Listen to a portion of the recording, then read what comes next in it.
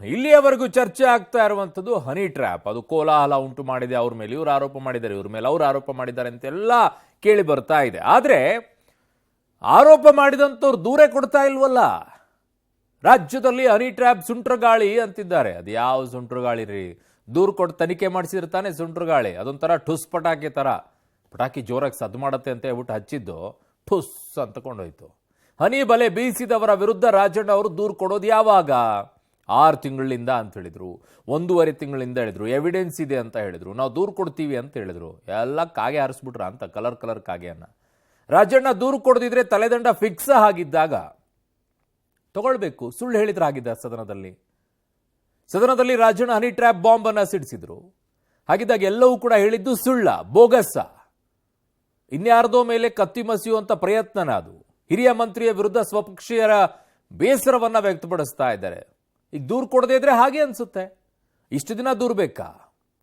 ಶಾಸಕರಿಂದ ಸಚಿವ ರಾಜಣ್ಣಗೆ ಈಗ ನೀತಿ ಪಾಠ ಹೇಳುವಂತ ಪರಿಸ್ಥಿತಿ ಬಂದು ಹೋಗಿದೆ. ಸೀನಿಯರ್ ಲೀಡರು ನೀತಿ ಪಾಠ ಹೇಳಿಸ್ಕೊಳ್ಬೇಕಾಗಿದೆ.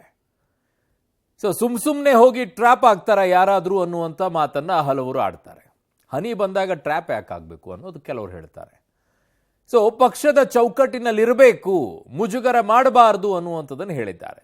ಖರ್ಗೆ ಅವರು ಕೂಡ ಸಿದ್ದರಾಮಯ್ಯನವರ ಬಳಿ ಹೋದಂಥ ಸಂದರ್ಭದಲ್ಲಿ ಇದನ್ನೇ ಚರ್ಚೆ ಮಾಡಿದ್ದು. ಸುಪ್ರೀಂ ಕೋರ್ಟ್ ಅಂಗಳಕ್ಕೆ ಈಗ ಹನಿ ಟ್ರ್ಯಾಪ್ ಕೇಸ್ ಹೋಗ್ತಾ ಇದೆ ಅಂತೆ. ಹೌದಾ? ಯಾರು ಕೇಸ್ ಕೊಟ್ಟಿರೋದು?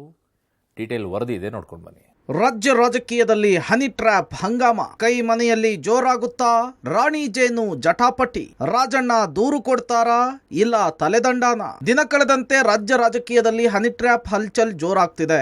ನಿನ್ನೆ ಅಷ್ಟೇ ಸಿಎಂ ಸಿದ್ದರಾಮಯ್ಯ ಎಐಸಿಸಿ ಅಧ್ಯಕ್ಷ ಮಲ್ಲಿಕಾರ್ಜುನ್ ಖರ್ಗೆ ಭೇಟಿ ಮಾಡಿ ಪ್ರಕರಣದ ಬಗ್ಗೆ ಸುದೀರ್ಘವಾಗಿ ಚರ್ಚಿಸಿದ್ರು. ಬಳಿಕ ರಾಜಣ್ಣಗೆ ದೂರು ಕೊಡುವಂತೆ ತಿಳಿಸುವಂತೆ ಸಿಎಂಗೆ ಖರ್ಗೆ ಸೂಚಿಸಿದ್ರು. ಆದರೆ ಸದನದಲ್ಲಿ ಹನಿ ಟ್ರ್ಯಾಪ್ ಬಾಂಬ್ ಸಿಡಿಸಿದ ಸಚಿವ ರಾಜಣ್ಣ ಮಾತ್ರ ದೂರನ್ನ ಈವರೆಗೂ ಕೊಟ್ಟಿಲ್ಲ. ಆದರೆ ರಾಜಣ್ಣ ದೂರು ಕೊಡದಿದ್ರೆ ರಾಜಣ್ಣ ತಲೆದಂಡ ಫಿಕ್ಸ್ ಎಂಬ ಲೆಕ್ಕಾಚಾರ ಇದೆ.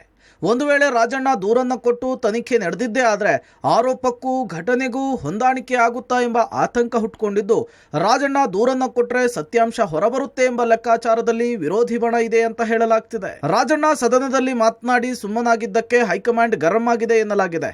ದೂರು ಕೊಡಲೇಬೇಕು ಎಂಬ ಸೂಚನೆಯನ್ನ ಹೈಕಮಾಂಡ್ನಿಂದ ಬಂದಿದೆ ಎಂದ ಮೇಲೆ ರಾಜಣ್ಣ ಕಂಪ್ಲೇಂಟ್ ಅನ್ನ ಕೊಡಲೇಬೇಕಾದಂತಹ ಅನಿವಾರ್ಯತೆಗೆ ಸಿಲುಕಿದ್ದಾರೆ ಎನ್ನಲಾಗ್ತಿದೆ.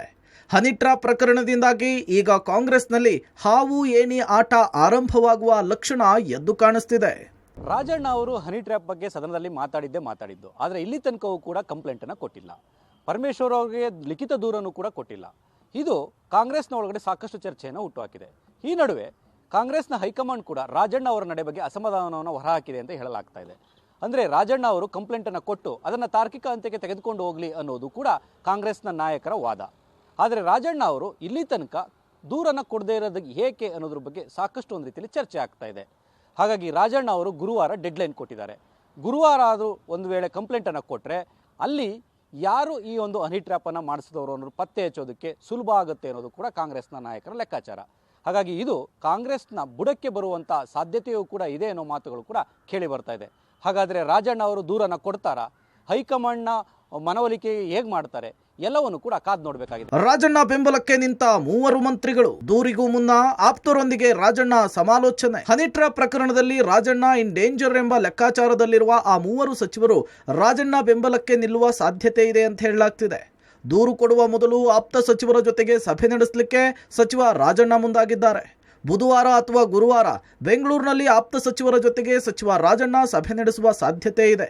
ಸಭೆಯ ಬಳಿಕ ಸಿಎಂ ಭೇಟಿ ಮಾಡಿ ಆನಂತರ ದೂರಿನ ವಿಚಾರದಲ್ಲಿ ತೀರ್ಮಾನ ಕೈಗೊಳ್ಳುವ ಸಾಧ್ಯತೆ ಇದೆ ಅಂತ ಹೇಳಲಾಗ್ತಿದೆ. ರಾಣಿ ಜೇನು ಜಾಲ ಮುಜುಗರವನ್ನು ತಪ್ಪಿಸಿಕೊಳ್ಳಲು ಮುಂದಾಗಿರುವ ಸರ್ಕಾರ ಪ್ರಕರಣವನ್ನ ಸಿಐಡಿ ಅಥವಾ ಎಸ್ಐಟಿಗೆ ವಹಿಸಲಿಕ್ಕೆ ಚಿಂತನೆ ನಡೆಸಿದೆ. ಇವತ್ತು ಸಿಎಂ ಜೊತೆಗೆ ಗೃಹ ಸಚಿವ ಪರಮೇಶ್ವರ್ ಸಭೆಯನ್ನು ನಡೆಸಿ ತೀರ್ಮಾನವನ್ನ ಮಾಡಲಿದ್ದಾರೆ.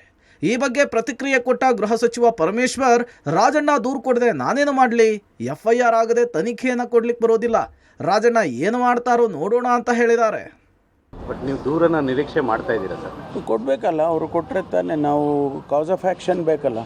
Unless there is N FIR ನಾವು ಯಾವುದನ್ನೇ ತನಿಖೆಯನ್ನು ಮಾಡೋಕ್ಕೆ ಬರೋದಿಲ್ಲ, ಆಗೋದಿಲ್ಲ.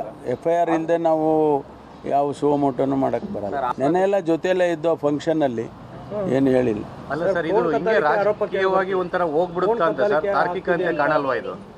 ಗೊತ್ತಿಲ್ಲ ರೀ, ನಾನು ಅದ್ರ ಬಗ್ಗೆ ಏನು ಮಾತಾಡೋದಿಲ್ಲ. ನೀವು ತನಿಖೆ ಕೊಡ್ತೀವಿ ಅಂತ ಹೌದಾ, ಬರಲಿ, ಅದು ಹೇಳಿದ್ದೀನಲ್ಲ. ಕಂಪ್ಲೇಂಟ್ ಕೊಡದೆ ನಾನೇನು ಮಾಡಕ್ಕೆ ಬರುತ್ತೆ.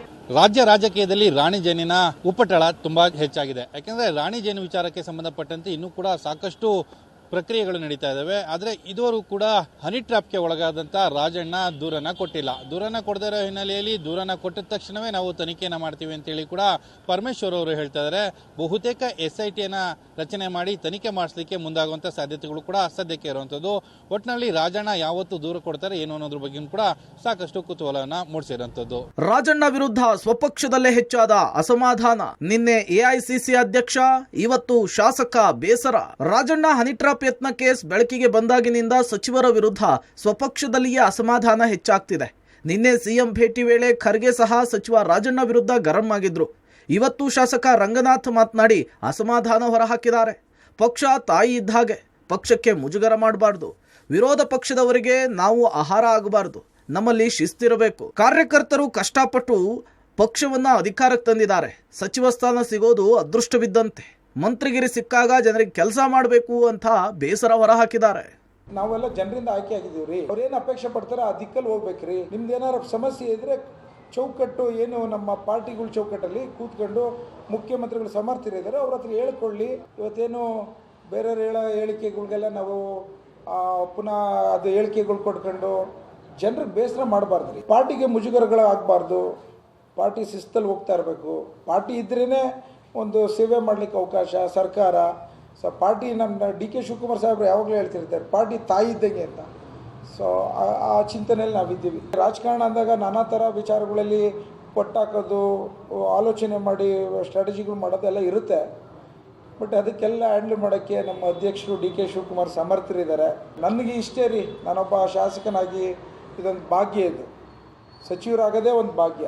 ಸೊ ಹಾಗಾಗಿ ನಾನು ಅದನ್ನು ಅಪೇಕ್ಷೆ ಪಡ್ತೀನಿ. ಸಚಿವರಾಗಿ ಒಬ್ಬ ಶಾಸಕನ ಸಮಸ್ಯೆ, ನನ್ನ ತಾಲೂಕಿನ ಸಮಸ್ಯೆ, ಜನಸಾಮಾನ್ಯರ ಸಮಸ್ಯೆನ ಕೇಳಬೇಕು, ಅದಕ್ಕೆ ನಿವಾರಣೆ ಮಾಡೋಂಥ ನಮ್ಮ ಪ್ರಕ್ರಿಯೆ ಚಿಂತನೆ ಇರಬೇಕು. ಇನ್ನು ಗುಬ್ಬಿ ಶಾಸಕ ಶ್ರೀನಿವಾಸ್ ಸಹ ಕಿಡಿಕಾರಿದ್ದು, ಹನಿ ಹುಡುಕಿಕೊಂಡು ಹೋದವರು ಟ್ರ್ಯಾಪ್ ಆಗ್ತಾರೆ, ಸುಮ್ಮನೆ ಇದ್ರೆ ಯಾರು ಬಂದು ಟ್ರ್ಯಾಪ್ ಮಾಡ್ತಾರೆ ಅಂತ ಹೇಳಿ ವ್ಯಂಗ್ಯವಾಡಿದ್ದಾರೆ. ಹನಿ ಟ್ರ್ಯಾಪ್ ವಿಚಾರವನ್ನ ಪಕ್ಷದ ಚೌಕಟ್ಟಿನಲ್ಲಿ ಚರ್ಚೆ ಮಾಡಬೇಕಿತ್ತು. ಹಾದಿರಂಪ ಬೀದಿರಂಪ ಮಾಡಿದ್ರೆ ಪಕ್ಷದ ಇಮೇಜ್ ಕಳೆದುಕೊಳ್ಳುತ್ತೆ. 40ರಿಂದ 50 ಜನರ ಹನಿ ಟ್ರ್ಯಾಪ್ ಆಗಿದೆ ಅಂದರೆ ದೂರು ಕೊಡಬೇಕು, ತನಿಖೆ ಆಗುತ್ತೆ ಅಂತ ಹೇಳಿದ್ದಾರೆ. ಹನಿ ಟ್ರಾಪ್ ನನಗೆ ಹೆಂಗೆ ಗೊತ್ತಾಗುತ್ತೆ? ಹನಿ ಹುಡುಕಿ ಹೋದರೆ ಟ್ರಾಪ್ ಆಗ್ತಾರೆ ಅಲ್ವಾ? ಅದು ಹೆಂಗೆ ಆಗ್ಬಿಡ್ತಾರೆ ಸುಮ್ಮನೆ. ಅದು ಏನೋ ಗೊತ್ತಿಲ್ಲ. ಈ ಟ್ರಾಪ್ ಆಗಬೇಕು ಅಂದ್ರೆ ಹನಿ ಹುಡುಕಿ ಹೋದರೆ ತಾರೆ ಟ್ರಾಪ್ ಆಗೋದು. ನಾನು ಸುಮ್ಮನೆ ಇದ್ರೆ ಅಂತಕ್ಕೆ ಬಂದು ಯಾರು ಟ್ರಾಪ್ ಮಾಡ್ತಾರೆ? ಹೆಂಗೆ ಮಾಡೋಕ್ಕಾಗುತ್ತೆ? ಅದು ಗೊತ್ತಿಲ್ಲ ನನಗೆ. ಒಟ್ಟಿನಾಗ ಟ್ರಾಪ್ ಆಗ್ತೀವಿ ಅಂತ ಅಂದರೆ ಹನಿ ಹುಡುಕಿ ಹೋದಾಗ ನಾವು ಟ್ರಾಪ್ ಆಗ್ತೀವಿ. ಪಕ್ಷದ ಮುಖಂಡರು ಮಾತನಾಡ್ತಕ್ಕಂಥ ಮೊದಲು ಯೋಚನೆ ಮಾಡ್ಬೇಕಷ್ಟೇ. ಪಕ್ಷದ ಇಮೇಜ್ಗೆ ತೊಂದರೆ ಆಗುತ್ತೆ ಅನ್ನೋದ್ರ ಬಗ್ಗೆ ಅವ್ರಿಗೆ ಅರಿವಿರಬೇಕು. ಇಲ್ಲ ಅವ್ರಿಗೆ ಸಂಬಂಧಪಟ್ಟಿರ್ತಕ್ಕಂಥ ಮುಖ್ಯಮಂತ್ರಿಗಳಿಗೆ, ಅವರು ಹೋಮ್ ಮಿನಿಸ್ಟ್ರಿಗೆ, ಮುಖ್ಯಮಂತ್ರಿಗಳಿಗೆ ಕಂಪ್ಲೇಂಟ್ ಕೊಟ್ಟು ಎಂಕ್ವೈರಿ ಮಾಡಿಸ್ಬೋದಾಗಿತ್ತು. ಅದನ್ನು ಅವ್ರ ಸಲ್ಲಿ ಚರ್ಚೆ ಮಾಡ್ತಕ್ಕಂಥದ್ದು ಅಷ್ಟು ಸಮಂಜಸ ಅಲ್ಲ ಅಂತ ನಾನು ಭಾವಿಸ್ತೇನೆ. ಕೊಡಲಿ ಸರ್, ಇದು ವ್ಯವಸ್ಥೆಯಲ್ಲಿಲ್ಲ ಅಲ್ವಾ? ಆ ಥರ ಆಗೈತೆ ಅಂತಂದಾಗ ಯಾರು ಬಂದವ್ರೆ ಅವ್ರಿಗೆ ಗೊತ್ತಿರ್ತದೆ, ಯಾರು ಬಂದವ್ರೆ ಅಂತ ಗೊತ್ತಿರ್ತದೆ. ಅವ್ರು ಹೋಗಿ ಕಂಪ್ಲೇಂಟ್ ಮಾಡಲಿ, ಕೇಸ್ ಹಾಕ್ಲಿ, ಅವಾಗ ಎಂಕ್ವೈರಿ ಆಗುತ್ತೆ. ಕಂಪ್ಲೇಂಟ್ ಕೊಡಬೇಕು, ಯಾರು ಮಾಡ್ಯವ್ರೆ, ಏನು ಎತ್ತ, ಅವ್ರು ಯಾರು, ಪೂರ ಮಾಹಿತಿ ಐತೆ ಅವ್ರಿಗೆ ಕೊಡ್ಲಿ. ಕಂಪ್ಲೇಂಟ್ ಹಿಂಗೆ ತಿಂತಾರೆ ಅವರೇ 40-50 ಜನ ಐತಿ ಅಂತಂದ್ರೆ ಪೂರ ಮಾಹಿತಿ ಐತೆ, ಅದನ್ನು ಕೊಡ್ಬೋದಲ್ಲ. ಕಂಪ್ಲೇಂಟ್ ಕೊಟ್ಟರು ಮುಗಿದೋಯ್ತು, ಎಂಕ್ವೈರಿ ಆಗುತ್ತೆ. ಎಂಕ್ವೈರಿ ಮಾಡಿ ಯಾರು ಅದಕ್ಕೆ ಸಂಬಂಧಪಟ್ಟವ್ರು ಯಾರವರು ಅದಕ್ಕೆ ಕ್ರಮ ಆಗ್ತಕ್ಕಂಥದ್ದು ಆಗಬೇಕು. ಇದು ಆಗಬಾರ್ದು ಎಲ್ಲೂ. ಅದು ಎಂಕ್ವೈರಿ ಆಗಲಿ, ಯಾರು ಚೀಟಿ ಕೊಟ್ಟವ್ರೆ, ಯಾಕೆ ಕೊಟ್ಟರು, ಆ ಚೀಟಿಲಿ ಏನಿತ್ತು, ಚೀಟಿ ಯಾರ ಕೈಗೆ ಕೊಟ್ಟವ್ರೆ, ಅವೆಲ್ಲವೂ ಆಗಲಿ. ಎಂಕ್ವೈರಿ ಆಗ್ಬೇಕಲ್ಲ ಇವೆಲ್ಲ. ಹನಿ ಟ್ರ್ಯಾಪ್ ಸುಂಟರಗಾಳಿ, ದೆಹಲಿಗೆ ಸತೀಶ್. ಹನಿ ಟ್ರ್ಯಾಪ್ ಹಲ್ಚಲ್ ಮಧ್ಯೆ ಫೋನ್ ಕದ್ದಾಲಿಕೆ ಸಂಚಲನ. ಇನ್ನು ಹನಿ ಟ್ರ್ಯಾಪ್ ಯತ್ನದ ಕೇಸ್ ಚರ್ಚೆ ಜೋರಾಗ್ತಿದ್ದಂತೆ ಸಚಿವ ಸತೀಶ್ ಜಾರಕಿಹೊಳಿ ದೆಹಲಿ ಪ್ರವಾಸ ಕುತೂಹಲ ಮೂಡಿಸಿದೆ. ದೆಹಲಿಗೆ ತೆರಳಿ ಹೈಕಮಾಂಡ್ ನಾಯಕರನ್ನ ಭೇಟಿಯಾಗಿ ಏನೆಲ್ಲ ಚರ್ಚೆ ನಡೆಸಬಹುದು ಎಂಬ ಕೌತುಕ ಜಾಸ್ತಿ ಆಗ್ತಿದೆ. ಈ ನಡುವೆ ಫೋನ್ ಕದ್ದಾಲಿಕೆ ಸಂಚಲನ ಮೂಡಿಸ್ತಾ ಇದೆ. ಕೆಲ ಸಚಿವರು, ಶಾಸಕರ ಫೋನ್ ಟ್ಯಾಪಿಂಗ್ ಆರೋಪ ಕೇಳಿ ಬಂದಿದ್ದು, ಕಳೆದ 2 ದಿನಗಳ ಹಿಂದೆ ಸಿಎಂ ಸಿದ್ದರಾಮಯ್ಯನವರಿಗೆ ಕೆಲ ಶಾಸಕರು, ಸಚಿವರಿಂದ ಮೌಖಿಕ ದೂರು ಹೋಗಿದೆಯಂತೆ. ನಮಗೂ ಭಯ ಆಗುತ್ತೆ, ಕರೆ ಬಂದಾಗ ಏನು ಮಾತನಾಡೋದಕ್ಕೂ ಕೂಡ ಟೆನ್ಷನ್ ಅಂತ ಹೇಳಿ ಮೌಖಿಕವಾಗಿ ಅಳಲನ್ನು ತೋಡ್ಕೊಂಡಿದ್ದಾರಂತೆ. ಬಳಿಕ ಸಿಎಂ ಸಿದ್ದರಾಮಯ್ಯ ಈ ಬಗ್ಗೆ ಗಮನ ಹರಿಸೋದಾಗಿ ಭರವಸೆ ಕೊಟ್ಟಿದ್ದಾರೆ. ಇತ್ತ ಗೃಹ ಸಚಿವ ಪರಮೇಶ್ವರ್ ಫೋನ್ ಟ್ಯಾಪಿಂಗ್ ಬಗ್ಗೆ ಗೊತ್ತಿಲ್ಲ ಅಂತ ಪ್ರತಿಕ್ರಿಯೆ ಕೊಟ್ಟಿದ್ದಾರೆ. ಈ ಮಧ್ಯೆ ಸಚಿವೆ ಲಕ್ಷ್ಮಿ, ರಾಜಣ್ಣ ಅವರ ದೂರು ಕೊಡುವ ಬಗ್ಗೆ ನನಗೆ ಗೊತ್ತಿಲ್ಲ, ಸತೀಶ್ ಜಾರಕಿಹೊಳಿ ವೈಯಕ್ತಿಕ ಕೆಲಸಕ್ಕೆ ದೆಹಲಿಗೆ ಹೋಗಿರಬಹುದು, ನಾನು ಮುಂದಿನ ವಾರ ದೆಹಲಿಗೆ ಹೋಗ್ತೀನಿ ಅಂತ ಹೇಳಿದ್ದಾರೆ. ಗೊತ್ತಿಲ್ಲ ನನಗೆ, ಯಾರೂ ದೂರು ಕೊಟ್ಟಿಲ್ಲ. ನಮ್ಮ ಹತ್ರ ಯಾರೂ ದೂರು ಕೊಟ್ಟಿಲ್ಲ. ದೂರು ಬಂದರೆ ಅದಕ್ಕೇನು ಕ್ರಮ ತಗೋಬೇಕು ಅದು ತಗೊಳ್ತಾರೆ. ನನಗೆ ಅದ್ರ ಬಗ್ಗೆ ಗೊತ್ತಿಲ್ಲ. ಯಾಕಂದರೆ ರಾಜಣ್ಣವ್ರು ಸದನದಲ್ಲಿ ಮಾತನಾಡಿದ್ರು, ಆವಾಗ ಅಷ್ಟೇ ನಾನು ಕೇಳಿಸ್ಕೊಂಡೆ ಹೊರತಾಗಿ ಮುಂದೆ ಏನೇನು ಬೆಳವಣಿಗೆ ಮಾಧ್ಯಮದಲ್ಲಿ ನೀವೇನು ತೋರಿಸ್ತಾ ಇದ್ದೀರೋ ಅಷ್ಟೇ ನಾವು ನೋಡ್ತಾ ಇದ್ದೀವಿ. ಸೊ ಅವ್ರು ತಮ್ಮ ಇಲಾಖೆ ಕೆಲಸಕ್ಕೋಸ್ಕರನೂ ಹೋಗಿರ್ಬೋದು, ವೈಯಕ್ತಿಕ ಕೆಲಸಕ್ಕೋಸ್ಕರನೂ ಹೋಗಿರ್ಬೋದು. ಅದಕ್ಕೆ ನಾವು ಏನು ಅದಕ್ಕೆ ಹೇಳಲಿಕ್ಕೆ ಬರೋದಿಲ್ಲ. ನಾನೇ ಮುಂದಿನ ವಾರ ಹೋಗ್ತಾ ಇದ್ದೀನಿ ಡೆಲ್ಲಿಗೆ, ನಾನು ಹೊರಟಿದ್ದೀನಿ. ಈಗ ನಮ್ಮ ಇಲಾಖೆ ಕೆಲಸಗಳಿರ್ತವೆ, ಸೊ ಅದಕ್ಕೆ ನಾವು ಹೋಗಬೇಕಾಗಿರುತ್ತೆ. ಡೆಲ್ಲಿನಲ್ಲಿ ನಮ್ಮ ಕೆಲಸಗಳಾಗ್ತಾ ಇರ್ತವೆ, ನಮ್ಮ ಹೈಕಮಾಂಡ್ ಇರೋದೇ ಅಲ್ಲಿ. ಮುಂದಿನ ವಾರ ಹೋಗ್ತಾ ಇದ್ದೀನಿ, ನಾನು ಎಲ್ಲ ಹೈಕಮಾಂಡ್ಗೆ ಭೇಟಿ ಆಗ್ತಾ ಇದ್ದೀನಿ. ಹನಿ ಬಲೆಯಲ್ಲಿ ರಾಜಕಾರಣಿಗಳು ಜಡ್ಜ್, ಸುಪ್ರೀಂಗೆ PIL ನಾಳೆ ವಿಚಾರಣೆ ಸಾಧ್ಯತೆ. ಕರ್ನಾಟಕದ ಹಿರಿಯ ಸಚಿವರು, ಶಾಸಕರು, ರಾಜಕೀಯ ನಾಯಕರು ಹಾಗೂ ನ್ಯಾಯಾಧೀಶರು ಸೇರಿದಂತೆ 48 ಜನರನ್ನ ಹನಿ ಟ್ರ್ಯಾಪ್ ಬಲೆಯಲ್ಲಿ ಸಿಲುಕಿಸಿದ್ದಾರೆ ಎಂಬ ಆರೋಪ ಕೇಳಿಬಂದಿದೆ. ಇದರ ಬೆನ್ನಲ್ಲೇ ಸುಪ್ರೀಂ ಕೋರ್ಟ್ಗೆ ಸಾರ್ವಜನಿಕ ಹಿತಾಸಕ್ತಿ ಅರ್ಜಿ ಸಲ್ಲಿಕೆಯಾಗಿದೆ. CJI ಸಂಜೀವ್ ಖನ್ನಾ ನೇತೃತ್ವದ ಪೀಠ ವಿಚಾರಣೆಯನ್ನ ಕೈಗೆತ್ತಿಕೊಳ್ತಾ ಇದೆ. ನಾಳೆ ವಿಚಾರಣೆ ನಡೆಯೋ ಸಾಧ್ಯತೆಗಳು ಕೂಡ ಹೆಚ್ಚಿದೆ.